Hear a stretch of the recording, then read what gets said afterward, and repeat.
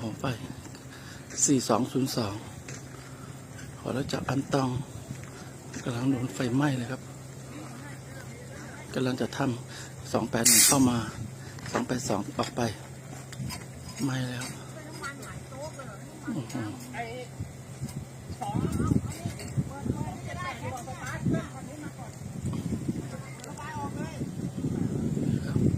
ขบวน281ก็กำลังจะทำมาถึงกบินบุรีเกิดไฟไหม้ขอรู้จักนะครับแค่นี้ก่อนนะครับ